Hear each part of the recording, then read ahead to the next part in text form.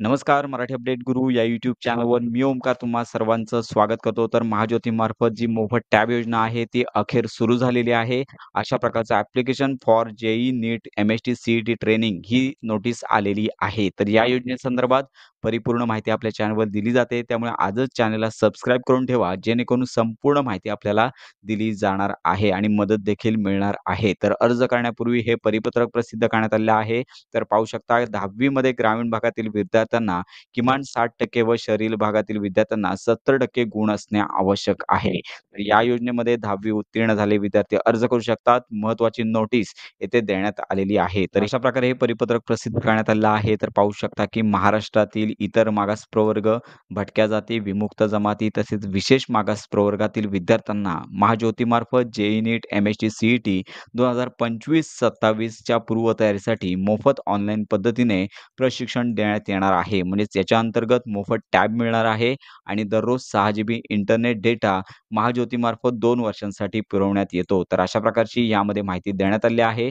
तर याच्यामध्ये पात्रता पाहू शकता, की विद्यार्थी महाराष्ट्र राज्याचा रहिवासी असावा, इतर मागासवर्गीय, विमुक्त जाती, भटक्या जमाती तसेच विशेष मागास प्रवर्ग म्हणजेच ओ-बी-सी, एन-टी-बी, एन-टी-सी आणि एस-ई-बी-सी प्रवर्गातील विद्यार्थी आणि तसेच नॉन क्रिमिलेअर उत्पन्न गटातील विद्यार्थी अर्ज करू शकतात. इतर कॅटेगरीतील विद्यार्थ्यांना अर्ज करता येणार नाहीयेत.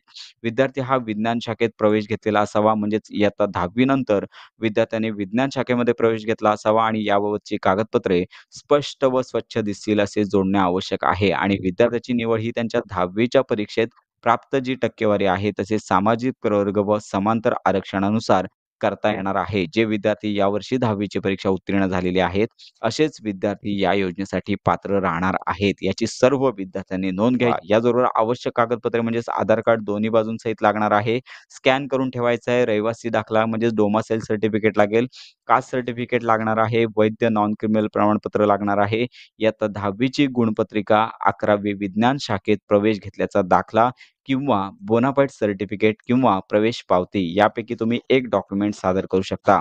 हा महत्त्वाचा पुरावा असणे गरजेचं आहे. जर तुमच्याकडे ही पावती नसेल, तर तुम्हाला टॅब योजनेमध्ये सहभागी होता येणार नाहीये. जर दिव्यांग विद्यार्थी असेल, तर दिव्यांग असल्याचा दाखला, अनाथ असल्यास अनाथ असल्याचा दाखला तुम्हाला द्यावा लागणार आहे. तर अशा प्रकारे ही कागदपत्रे आहेत आणि आरक्षण तक्ता देण्यात आले आहे. यामध्ये महिलांसाठी 30% जागा, दिव्यांगांसाठी 4%, अनाथांसाठी 1%. तर अशा प्रकारे संपूर्ण ही पी-डी-एफ फाईल वाचूनच तुम्हाला अर्ज करायचा आहे. अर्ज करण्याची शेवटची तारीख 31 मे पर्यंत देण्यात आलेली आहे. याच्यामध्ये वाढ होतेच, तर परंतु लक्षात घ्या, की लवकरात लवकर आवश्यक ती कागदपत्रे जोडून तुम्हाला इथे अर्ज करायचा आहे. अर्ज करण्याची लिंक आपल्या व्हिडिओच्या डिस्क्रिप्शन बॉक्समध्ये तुम्हाला पाहायला मिळेल. अशा प्रकारची लिंक आहे. लिंकवर क्लिक केल्यानंतर सर्वप्रथम तुम्हाला तुमचा इथे मोबाईल नंबर टाइप करायचा आहे. मोबाईल नंबर टाइप करून झाल्यानंतर सबमिट या टॅबवर तुम्हाला क्लिक करायचं आहे. यानंतर तुमच्या मोबाईलवरती ओ-टी-पी पाठवला जाईल आणि लक्षात घ्या, की हा नंबर उपयोगाचा आहे कारण का यापुढील प्रोसेससाठी या नंबरचा वापर होणार आहे. तर हा ओ-टी-पी तुम्हाला टाइप करून सबमिट या टॅबवर तुम्हाला क्लिक करायचं आहे. तर अशा प्रकारे फॉर्म भरण्यासाठीचं पेज ओपन होईल. काळजीपूर्वक फॉर्म भरायचा आहे कारण का फॉर्म भरतेवेळी जर संपूर्ण माहिती प्रॉपर भरली तर तुम्हाला पुढे प्रॉब्लेम येणार नाही. तर लक्षात घ्या, की ॲप्टिट्यूड फॉर तुम्हाला जेईईसाठी अर्ज करायचा आहे, नीटसाठी करायचा आहे किंवा एम-एस-टी, सी-ई-टी यापैकी एक ऑप्शन घ्यायचा आहे. ॲप्लिकंट फुल नेम यामध्ये तुमचं पहिलं नाव, त्यानंतर मधलं नाव आणि आडनाव अशा प्रकारे माहिती टाइप करायची आहे. तुमच्या वडिलांचं नाव टाइप करायचं आहे. त्यानंतर खाली जेंडर या टॅबवर क्लिक करून तुमचा जेंडर निवडायचा आहे. डेट ऑफ बर्थ या टॅबवर क्लिक करून तुमची जन्मतारीख पॉपअप विंडोमधून निवडायची आहे. दिवस, महिना आणि वर्ष यामध्ये निवडायची आहे. त्यानंतर तुम्ही ऑर्फन म्हणजेच अनाथ आहात का? असेल तर येस म्हणायचं आहे. नसेल तर नो या टॅबवर क्लिक करायचं आहे. पुढचे ऑप्शन आहेत त्यामध्ये पाहू शकता, की तुम्ही डिसॅबिलिटी म्हणजे दिव्यांग तुम्ही आहात का? असेल तर येस म्हणून याचा प्रकार जो आहे या संदर्भात माहिती टाइप करावी लागेल. नसेल तर नो या टॅबवर तुम्हाला क्लिक करायचं आहे. यानंतर सोशल कॅटेगरी पाहू शकता, की येथे ओ-बी-सी, एन-टी-बी, एन-टी-सी, एन-टी-डी आणि एस-बी-सी याच प्रवर्गातील कॅन्डिडेटना या योजनेचा लाभ घेता येणार आहे. याची माहिती आपण यापूर्वीच दिली होती. त्यामुळे कॅटेगरी निवडायची आहे आणि कास्ट या टॅबवर क्लिक करून तुमची सब कास्ट येणाऱ्या ऑप्शनमधून निवडायची आहे. त्यानंतर इन्कम ग्रुप, नॉन क्रिमिनल या ऑप्शनवरती क्लिक करायचा आहे. यानंतर तुमचा आधार कार्ड नंबर न चुकता टाइप करायचा आहे. नॅशनॅलिटी आल्याची पाहायला मिळेल. डोमिसाइल या ठिकाणी तुमचा जिल्हा निवडायचा आहे आणि त्यानंतर जिल्हा निवडून झाल्यानंतर राज्य पुढे आल्याचं पाहायला मिळेल. त्यानंतर रेसिडेंट टाइप अर्बन म्हणजे शहरी भागातील असाल तर अर्बन घ्यायचा आहे. रूरल म्हणजेच ग्रामीण भागातील जर तुम्ही असाल तर रूरल हा ऑप्शन घ्यायचा आहे. त्यानंतर प्रेझेंट ॲड्रेस म्हणजेच तुम्ही ज्या ठिकाणी राहता तो ॲड्रेस टाकणे महत्त्वाचं आहे. प्रेझेंट ॲड्रेसवरतीच तुम्हाला टॅब जो आहे तो पोस्टल मार्फत येत असतो. त्यामुळे हा ॲड्रेस काळजीपूर्वक भरायचा आहे. त्यानंतर डिस्ट्रिक्ट या टॅबवर क्लिक करून डिस्ट्रिक्ट निवडायचा आहे. त्यानंतर तहसील या ठिकाणी तुमचा तालुका निवडायचा आहे. विलेज, सिटी त्यानंतर house number, ward number, road आणि पिनकोड ही संपूर्ण माहिती न चुकता टाइप करायची आहे. पर्मनंट ॲड्रेस आणि सेम प्रेझेंट ॲड्रेस जर दोन्ही पण एकच असेल तर या बॉक्सवरती क्लिक करायचं आहे.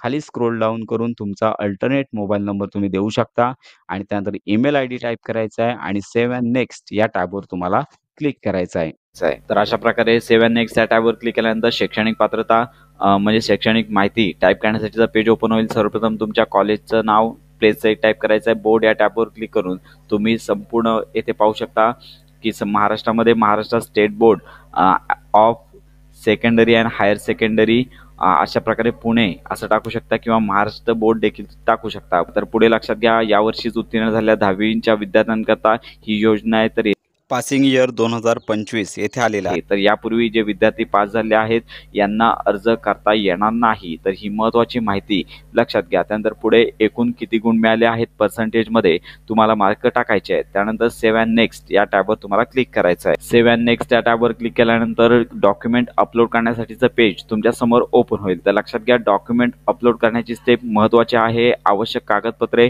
पाहूनच येथे साईज पाहिजे आहे त्यानुसारच तुम्हाला अर्ज अपलोड करायचा आहे. तर सर्वप्रथम तुम्हाला पासपोर्ट साईज फोटो तुम्हाला 200 केबीच्या आतमध्ये अपलोड करायचा आहे. फाईल जेपीजी किंवा जेपीईजी फॉर्मॅटमध्ये असली पाहिजे. तर लक्षात घ्या, सगळेच डॉक्युमेंट 200 केबीच्या आतमध्ये तुम्हाला अपलोड करायचं आहे. तर इमेज PDF मध्ये नको आहे, जेपीजी किंवा जेपीईजी फॉर्मॅटमध्येच चालणार आहे. तर यामध्ये सर्वप्रथम तुमचा फोटो, त्यानंतर सही अपलोड करायची आहे. तर कॅन्डिडेट किंवा स्टुडंट आधार कार्ड लागणार आहे. आधार कार्ड दोन्ही बाजूनी दिसेल असं एका पेजवरती स्कॅन करून घ्यायचं आहे. त्यानंतर कास्ट सर्टिफिकेट म्हणजे पाहू शकता की नॉट कंपल्सरी फॉर ऑर्फन. जर अनाथ प्रवर्गातील कॅन्डिडेट असतील तर त्यांना कास्ट सर्टिफिकेटची गरज नाही. तर येथे पाहू शकता की व्हॅलिड नॉन क्रिमिनल सर्टिफिकेट. तर यामध्ये नॉन क्रिमिनल सर्टिफिकेट चालू वर्षाचं लागणार आहे. अनाथ प्रवर्ग असेल तर कंपल्सरी नाही. त्याचबरोबर SSC मार्कशीट किंवा सर्टिफिकेट म्हणजेच SSC बोर्डाची जी गुणपत्रिका आहे किंवा बोर्ड सर्टिफिकेट दोघांपैकी एक अपलोड करायचे आहे. 11वी बोनाफाईड सर्टिफिकेट ओरिजिनल तुम्हाला स्कॅन करून अपलोड करायचं आहे. त्यानंतर 11वी ॲडमिशन रिसिप्ट देखील अपलोड करायचे आहे आणि डोमासाईल सर्टिफिकेट अशा प्रकारे संपूर्ण डॉक्युमेंट तुम्हाला अपलोड करून complete your form and final submit अशा प्रकारच्या टॅबवर तुम्हाला क्लिक करायचं आहे. तर अशा प्रकारे तुम्हाला अर्ज करता येईल. Complete your form and final submit या टॅबवर क्लिक केल्यानंतर तुम्हाला तुमचा फॉर्म ॲप्लिकेशन फॉर्म डाउनलोड करून सेव्ह करून ठेवायचा आहे. तर अशा प्रकारे महाज्योतीमार्फत यावर्षी मोफत टॅब योजना जी सुरू झाली आहे याचा अर्ज कसा करायचा या संदर्भात संपूर्ण माहिती पाहिली. तर ही महत्त्वाची माहिती इतरांपर्यंत नक्की शेअर करा.